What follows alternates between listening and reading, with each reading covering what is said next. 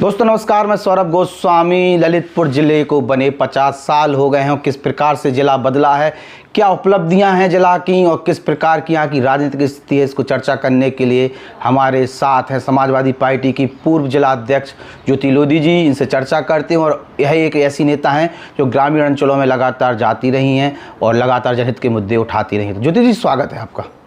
नमस्ते भैया। ललितपुर जिले को बने 50 साल हो गए, क्या कहना चाहेंगे? देखिए, हमारे ज़िले को बने 50 साल हो गए, उसके उस पूर्व मैं कहना चाहूँगी सभी ललितपुर वासियों को मेरी तरफ से हार्दिक शुभकामनाएं, मेरी तरफ से नमस्ते।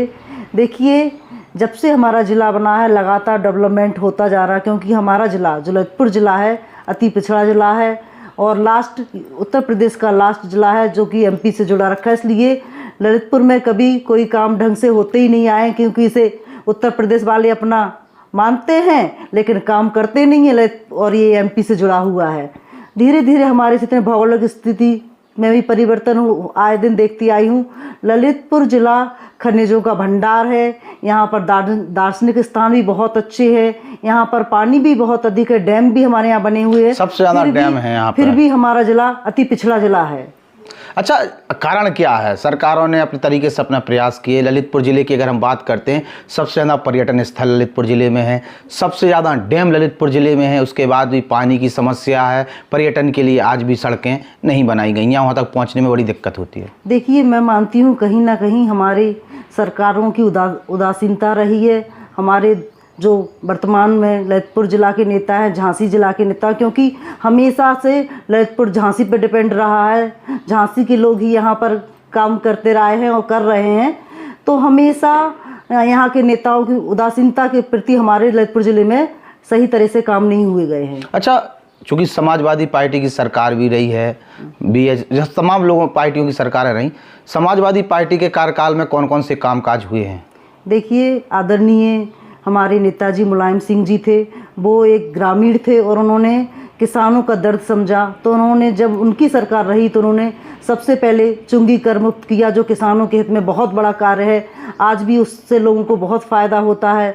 और जब हमारे राष्ट्रीय अध्यक्ष श्री अखिलेश यादव जी मुख्यमंत्री बने तो उन्होंने एक पढ़ी लिखी सोच के स्तर से ग्रामीण से लेकर शहर तक की सोच, अच्छी सोच रखी। उन्होंने जहाँ गाँव में पानी बिजली की समस्या देखी, उन्होंने अच्छे रोड बनवाए।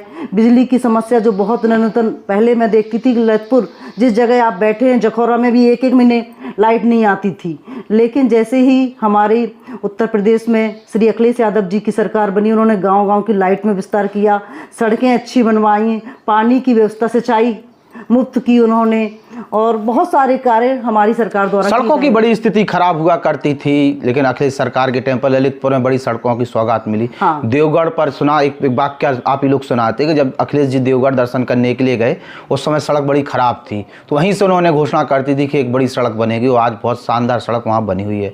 तो उस समय के जो कामकाज हैं, कहीं ना कहीं सड़कों पर विशेष ध्यान दिया गया है। जी, अखिलेश यादव जी हम लोग साथ में ही थे उस समय जब देवगढ़ गए थे। एक किसान के घर हम लोग गए थे और देवगढ़ मंदिर भी हम लोग साथ में ही थे सब लोग। तो वहाँ पर जब रास्ते में भैया जी ने, आदरणीय अध्यक्ष जी ने सड़क देखी तो उन्होंने तुरंत आके ललितपुर पर ये डिसीजन लिया। उनके द्वारा वो सड़क बहुत जल्दी बन गई है। राजघाट रोड की सड़क भी बद से बदतर थी, वो सड़क भी उनके द्वारा बनी है।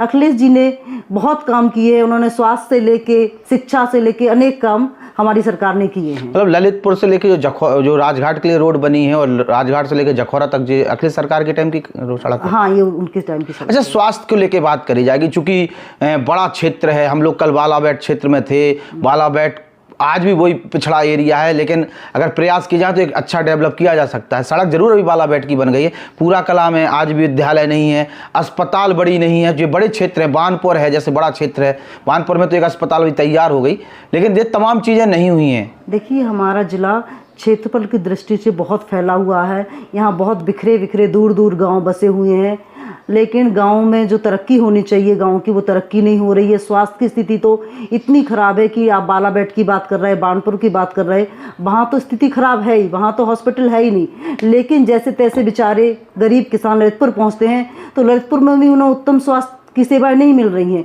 उनको भी रेफर झांसी कर दिया जाता है। इसलिए ललितपुर तक जो हमारा जिला है, जिला स्तर की हॉस्पिटल है, उसमें भी सुविधाएं नहीं है। मेडिकल कॉलेज तो बना दिया अब उन्होंने। नाम के लिए मेडिकल कॉलेज बना दिया। अभी मेडिकल कॉलेज में कोई कार्य शुरू नहीं हुआ है। शुरू नहीं हुआ। अच्छा, बात की जा रही, सरकार दावा कर रही है एरोड्रम, मतलब अब यहाँ पर हवाई जहाज उड़ेंगे यहाँ से ललितपुर से, अंडरब्रिज ओवरब्रिज तमाम बना दिए हैं, सड़कों का जाल बिछा दिया है, तमाम दावे सरकार कर रही है। देखिए, मैंने देखा है कि बीजेपी सरकार जो है दावे बहुत करती है, कागजों में काम करती है, धरातल पे काम नहीं दिख रहे हैं। ओवरब्रिज की बात करें तो आप जो सिलगन वाला ब्रिज है, वो ब्रिज इतना खराब बना है, किस इंजीनियर ने उसकी डिजाइन की है, कभी भी दुर्घटना वहां पर घट सकती है। कोई सड़कें नहीं बनी हैं ढंग से, बस काम बातें हो रही हैं कि हमने ये काम किया। जखौरा से लेके ललितपुर के लिए सड़क के लिए लगातार आवाज उठाई गई। देखिए, आज भी स्थिति खराब है, बारिश होती है जखौरा जाम हो जाता है, चारों तरफ से घिर जाता है पानी से। कई बार जखौरा वासियों ने, हम सब ने मिलकर ज्ञापन दिया है, लेकिन कोई सुनवाई नहीं हो रही है।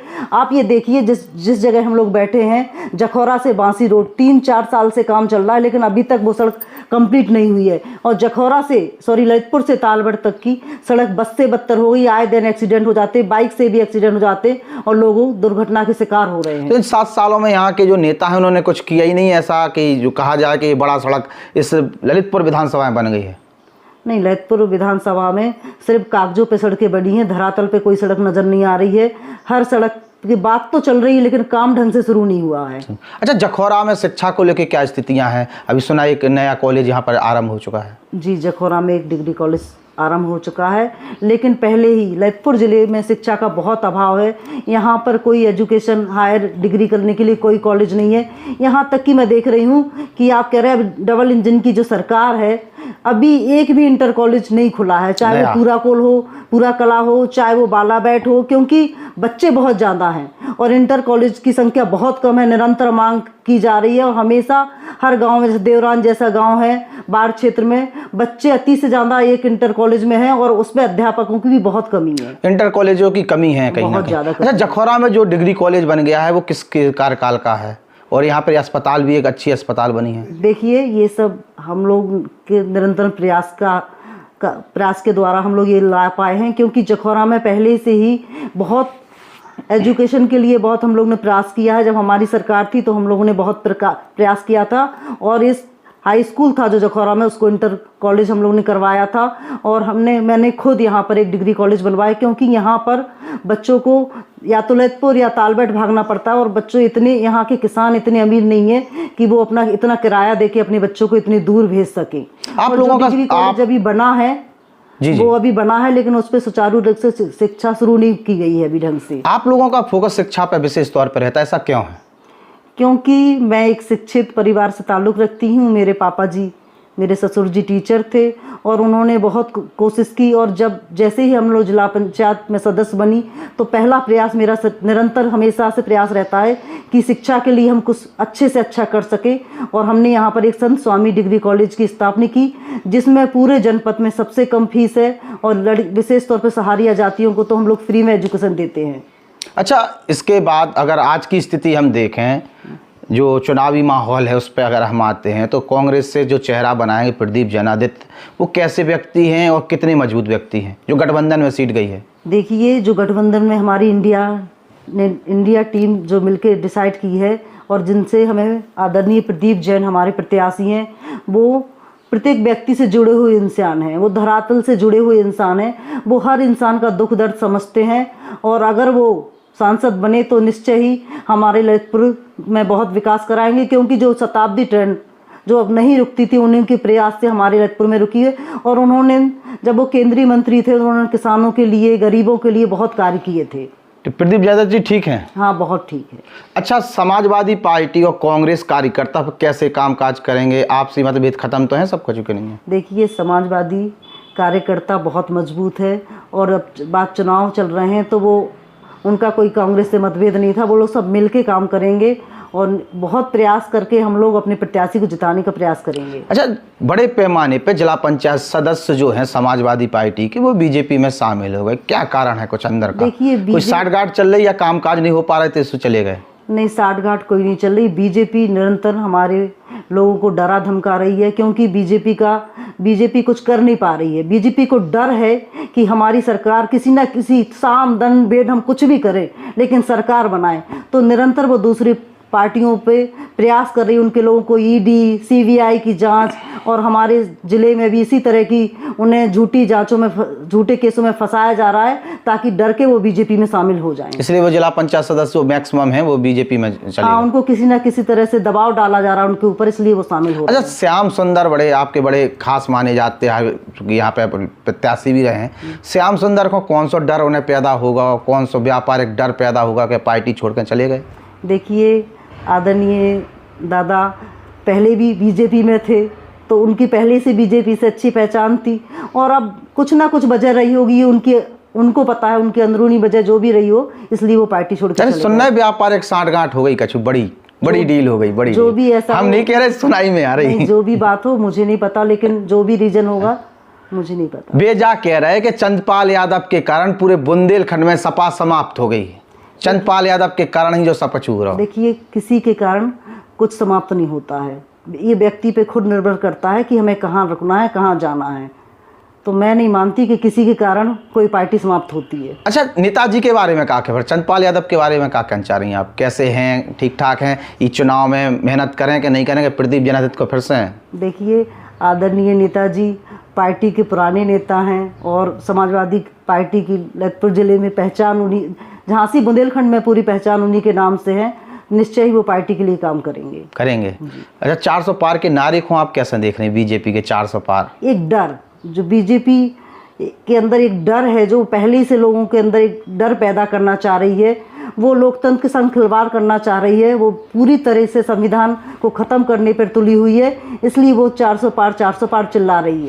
अब एक सुप्रीम कोर्ट के माध्यम से चंदे को धंधा सामने आया होगा, बीजेपी किस तरीके से लोगों से चंदा बटोरे है, आप बड़ी बड़ी कंपनियों से चंदा बटोरे, तो आप क्या कहना चाह रहे हैं? उसको हम यही कहना चाहेंगे कि बीजेपी किसी भी तरह से पैसा कमाना चाह रही है। उसने कंपनियों से क्या, चंदा दो और काम दो, बचो। हाँ, क्योंकि नहीं तो आप किसी भी कंपनी में, उन्होंने ईडी की जांच, मैंने अभी बहुत सारी कंपनियों के बॉन्ड देखे थे, पढ़े थे, उनमें जो कंपनियां हैं, जैसे कि आपने वो सुरंग वाला मैटर एक आया था जिसमें 40 मजदूर भी फंसे थे, उस कंपनी ने एक बहुत बड़ा बॉन्ड बीजेपी को से खरीदा था, तो बस बच गए वो लोग। आपने एक गुजरात में एक पुल पे 140 लोग खत्म हुए थे, वो कंपनी में बीजेपी से जुड़ी हुई, तो बीजेपी कंपनियों को बचा रही, नीरव मोदी हो चाहे इन सब लोगों को बचा, बड़ी साठगांठ है बड़े लोगों से, बड़े।